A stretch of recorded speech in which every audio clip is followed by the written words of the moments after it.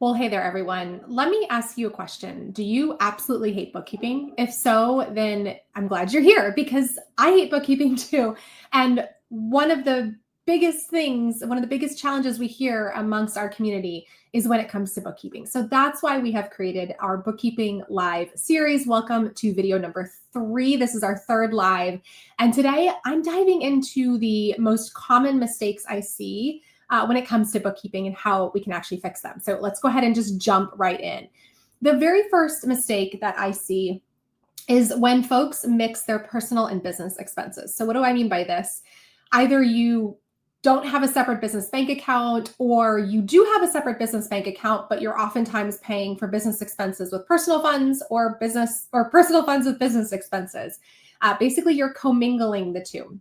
We don't want to do that in either situation. The best case or the ideal situation here is that you'd have a bank account and a credit card if you're using a credit card specifically for your business that are only used for your business, not for anything personal. And then you have your personal bank account and credit card that are only used for personal, not for business. Now, I'm often asked, okay, but what if I'm traveling and I have to use my personal card? Or what if I accidentally use my personal card or vice versa?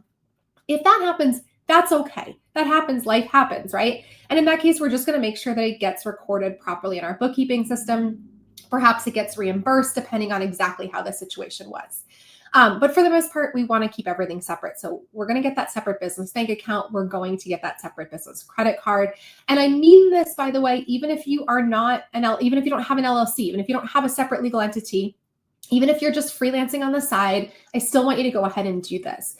Because not only will it make things a whole lot easier come tax time, because it'll be super easy to see, what was actually for the business versus what is personal. It makes it easier to have your bookkeeping system because you can set up those bank accounts and credit cards to sync directly with that system.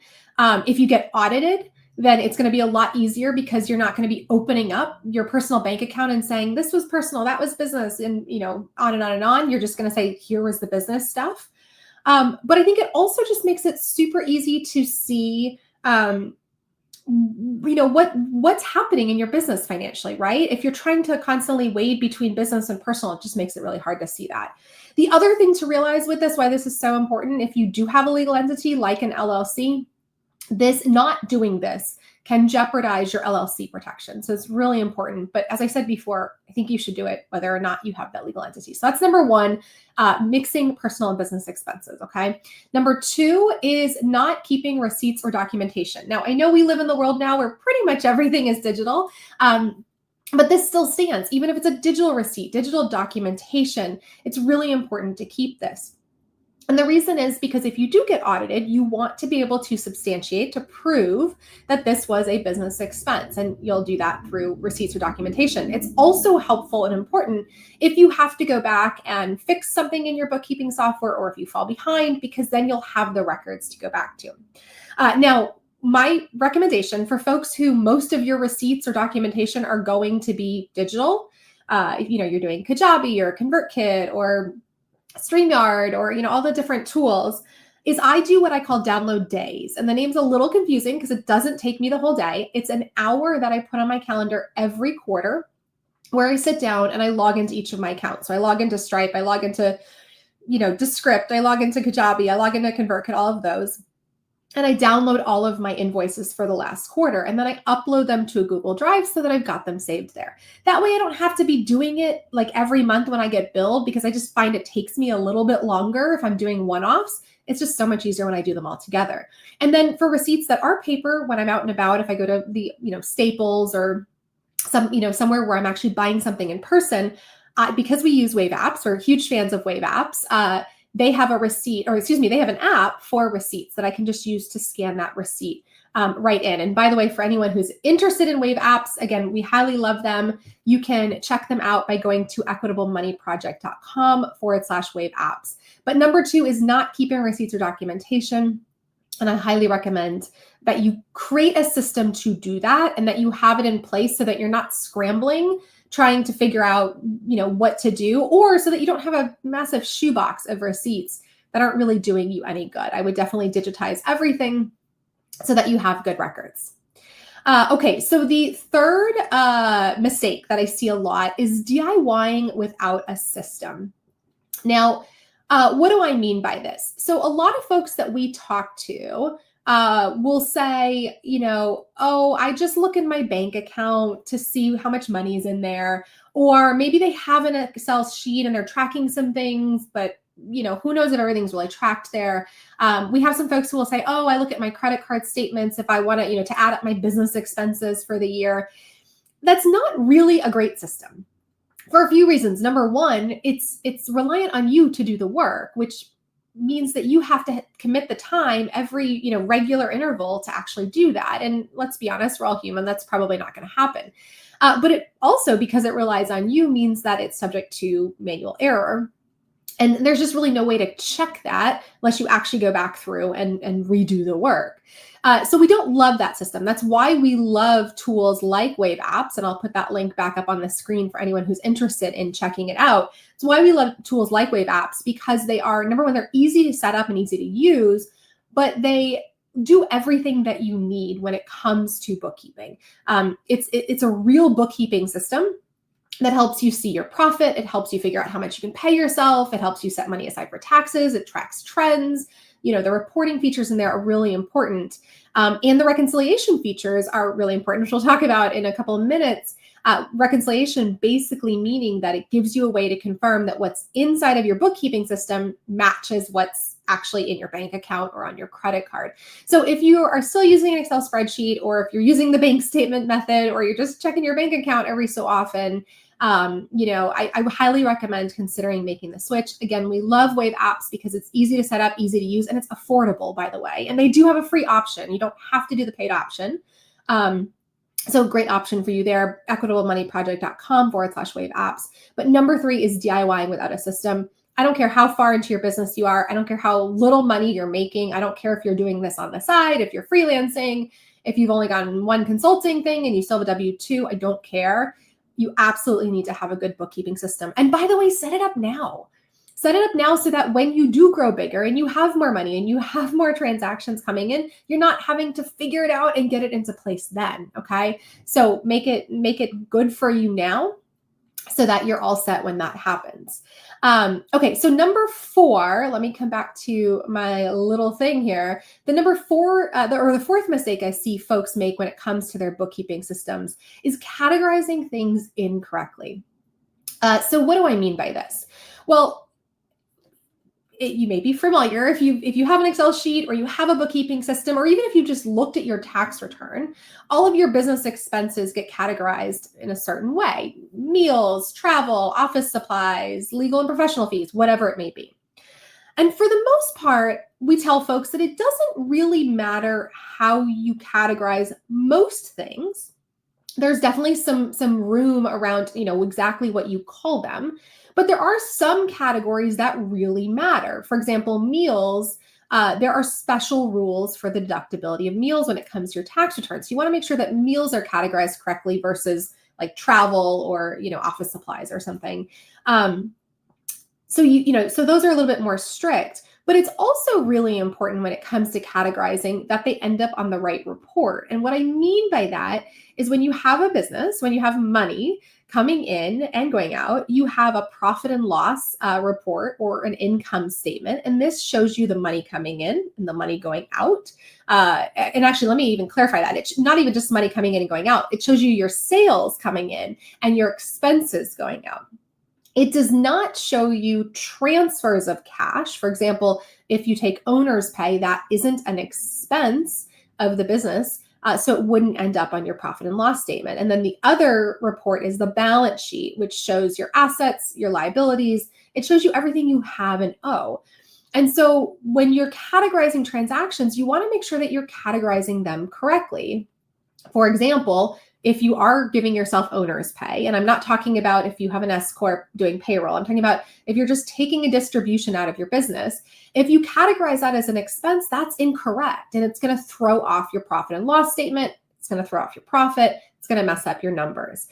So that's something that would end up actually on the balance sheet. Another one that comes up a lot are loan payments. So folks who, have taken out a loan, they'll put the entire loan payment as an expense. And that's also not correct, because only the interest portion of that loan payment is actually an expense. The other part of it, the principal repayment, is paying down the balance of the loan. So that principal repayment should go on your balance sheet. That interest expense goes on your profit and loss statement. And so we often see mistakes around that. And so again, these things are important because they can really throw off your numbers. They mess with your tax deductions, your profit and loss reports, and even potentially your ability to get funding, because if your books don't accurately reflect what's going on, then that's going to tie up some things for you. So the important fix here is really to just understand how bookkeeping works. Wave Apps has a lot of great resources. We have a lot of great resources, but it's just really important to start to understand that stuff. And even also just looking at your tax return and seeing what are the categories on there can be a good starting place. So that's number 4, which is making sure you categorize things correctly. All right, so the 5th mistake that I see, and this is the big one, this is probably the one that everybody has at some point, is falling behind on your bookkeeping and then avoiding it, right? And let me be clear, we've all been there. I've been there myself. So you are not alone, absolutely. But what's really important to excuse me, to understand about this is that this is not the kind of thing, like, I feel like when this happens, we all end up kind of in a shame spiral, right? And it's like, oh, like, I don't want to deal with this because I already feel bad about it, and it's going to be worse if I look at it, and like, you know, right? And we got to get past that, because the sooner we can jump in and tackle this, the better. And let me I wanted to pull up one thing. Bear with me real fast here. Let me grab, because I actually wrote down a little note on this. I wanted to make sure I covered. Okay, so let me grab this over here. The first video we did in this series was when I showed you that I could do my bookkeeping in less than 20 minutes. I think I ended up taking about 21 minutes, but I was doing a lot of explaining. If I didn't have to explain, it would have been less than 20 minutes. And so my point in doing that video and starting with that video first was I wanted to show you how easy and quickly it is to run through your bookkeeping, to do the stuff you need to do. Now, if you've been listening to these videos, you'll know that I recommend you pop in once a week just to stay on top of things. In fact, if you do this once a week, it'll probably take you a lot less than 20 minutes. But when we get behind, the challenging part is that then we have to catch up and we have to do all of this stuff, and it's not going to be 15 or 20 minutes. It's going to be a lot longer, right? So my recommendation is, if you've fallen behind, number 1, figure out what is your system. Did you fall behind because you didn't have a good system? Maybe you use an Excel spreadsheet, but it takes you a long time to enter all the transactions in. That's not a great system. Let's find a better system. Do you have a bookkeeping system, but it's really complicated to use? You don't know what to do. That's also not a great system. No wonder you fell behind. So the first step here is to really figure out, what is the system? Does it work? And where is it falling apart? The second step is to commit to doing this, again, ideally every week. Put 30 minutes on your calendar every week. Now, you're not going to clean everything up in 1 week, but if you can get 1 month cleaned up, or even a few weeks cleaned up, and then you can keep doing that every week, you can catch up, right? So my recommendation is to put that 30 minutes per week on your calendar. We call them money meetings or money club. You might want to call it a CEO money date, whatever you want, but make sure it's a time that you can make consistently, that you're going to make time for consistently, and that when you sit down, you know what you're supposed to do. Okay, we're not just scheduling this time and then going, I don't know what to do. That's why you need to make sure that those systems in place are the right ones. And by the way, I will throw a small plug in here. I don't even have the link for it. I was not prepared for this, and I should have been, but we do offer mid-year bookkeeping cleanup packages. So if you're like, forget it, I don't want to do it myself, I want someone to do this for me, we will do it for you. We only do it for folks on Wave Apps. You have to be on Wave Apps. If you are not already on Wave Apps, we will get you on Wave Apps. So we have a Wave App setup package, but we'll throw that in for free when you sign up for our mid-year bookkeeping cleanup. And I'll make sure that we get, I'm going to pull up the link right now so I can drop that in the comments in just a few minutes here for anyone who's interested in that. There's only actually a few more days to enroll in that, because we have to have everybody signed up for it by July 31st so that we can get the stuff done, but we'll basically get you all cleaned up. through this point in the year.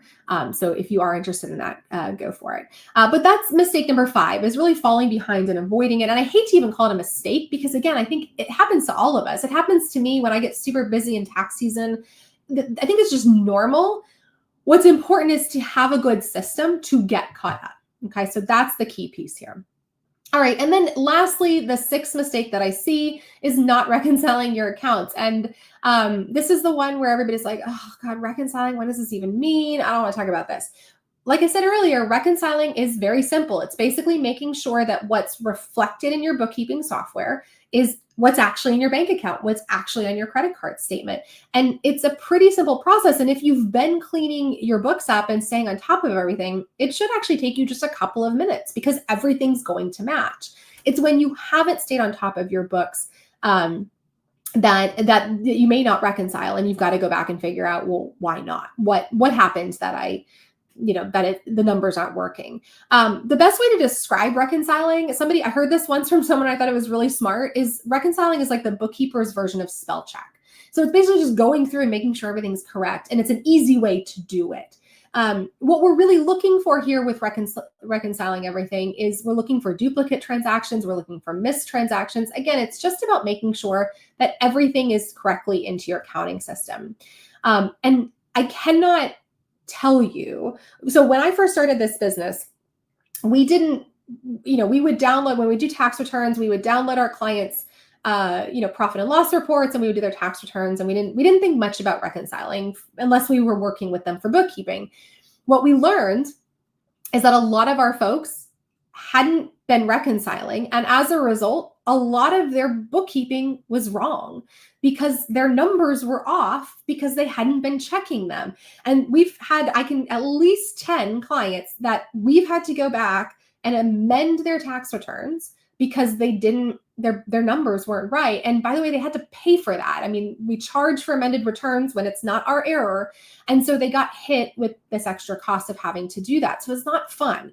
And so now when we do tax returns, we require everyone's bookkeeping to be reconciled so that we don't have this problem, because it was shocking to me how much of an issue this was. But ultimately, if you're not reconciling, you really run the risk of having bad data. And when you have bad data, you can't make business decisions, or at least not good business decisions, relying on that data, because it's just not there. So those are the 6 mistakes that I see most often. I cannot stress enough, if you're going to start with anything, like if you're like, okay, this is great, but I don't really have a bookkeeping system in place, where do I start? That's actually going to be, well, number 1 is to make sure you have the separate business bank account and business credit card. That's going to be super important, not just for all the reasons that I said, but especially when you go to set up your bookkeeping. And I think number 2 is getting a good bookkeeping system in place, both the tool itself, and again, we recommend Wave Apps, I'll drop that link, but also the process around it. Who's going to be going in there and categorizing the transactions? Who's going to be reconciling? How often? And really getting that piece figured out. So if you're going to start anywhere, separate your money and get your bookkeeping system set up. And then from there, you can work on really refining it and making sure that everything is great. I mentioned that we do have a mid-year bookkeeping cleanup package. If you just don't want to deal with it, you want someone else to deal with it, that is something that we can do for you. I'm going to drop that link in just a second here, as soon as I grab it. And then we also do full year bookkeeping for our clients. So that's certainly an option if you're interested in that. But if you are still at a place where you're DIYing your bookkeeping, that's totally fine. We've got some resources for you as well. Now, our DIY bookkeeping kit, which I'm super excited about because it's got just awesome, short, actionable videos that are going to walk you through every step to set up and maintain your bookkeeping on Wave Apps. So I'm really, really pumped about this. It's coming out this week. It's going to start, we're going to start offering it on Friday. So Friday, August 1st. So I'm really excited about that. But in the meantime, we actually have a DIY bookkeeping checklist for you. It's completely free, and it's going to give you the steps as well that you need to take to get your bookkeeping set up and to stay on top of it. So I'm going to drop that link here. Let me pop that in.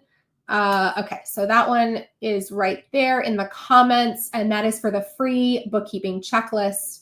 But let me also grab for folks, and if anyone has questions, I know we've got a bunch of folks here live. I'm happy to answer questions. Anything to do with bookkeeping, drop it in the comments. Otherwise, I'm going to go ahead and drop that mid-year bookkeeping cleanup link for folks in the comments as well. These are not pretty links, so I apologize, but they are what we have. Here we go. Bookkeeping package. I can't talk. And just as a reminder, if you do work with us one-on-one for bookkeeping, we only work with Wave apps. We don't work with QuickBooks or Xero or any of the other platforms. And really the reason for that, by the way, and I put the link to Wave apps right down below. The reason for that is because Wave apps is simple to set up, to use, to manage. And our goal is not to gatekeep your bookkeeping. I've seen a lot of bookkeepers, and I'm not necessarily blaming them. This is just the way the business works. But I've seen a lot of bookkeepers really gatekeep their clients' bookkeeping. It's in QuickBooks. It's so complicated and confusing. And then if anything ever happens to that bookkeeper, or if the client just decides to move on, the client's sitting in front of us going, I don't really have any clue how this was set up or how it works or what any of this means. And we don't want that. We want you to understand your bookkeeping.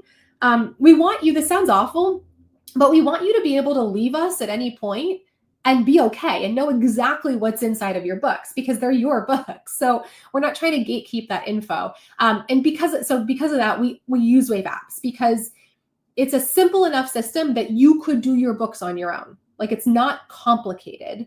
And that's why it's our favorite. And it's affordable. It's a lot cheaper than QuickBooks or Xero or any of those. It's great for most of the businesses we work with. If you have a super complex business, if you have lots of departments that need different things tracked, if you have physical inventory that you want tracked inside of your bookkeeping system, like you don't have a separate inventory tracking system, then it's not going to be the right fit for you. But otherwise, it's a great tool. And one thing I'll just mention because it comes up is we don't use Wave apps for payroll. We don't love their payroll tool. I prefer Gusto for that. So just kind of an FYI. But you can also in Wave apps, you can invoice, you can set up checkout links. It's really great. They've added a lot of great features for not very much money every month. So we're big fans of that. And again, you can check that out at equitablemoneyproject.com/Wave apps. And I'm going to wrap it up here. But just as a reminder, our DIY bookkeeping kit is coming out this Friday, August 1st. Super excited about that. If you're on our email list, you're going to get first access to that. And if you show up next week for our final YouTube live of the series, this bookkeeping series, we're going to have a special treat for folks around that DIY bookkeeping kit. In the meantime, you can grab our DIY bookkeeping checklist. I've dropped the link inside of the comments there for folks. That's completely free. It'll get you started. It'll get you going until that bookkeeping kit comes out. And then again, if you don't want to DIY it, if you wanted to just do the work for you, check out our mid-year bookkeeping package. And I dropped that link in the comments as well. But thank you all so much for tuning in today. We'll see you next week for the final video of our bookkeeping live series. Have a good one.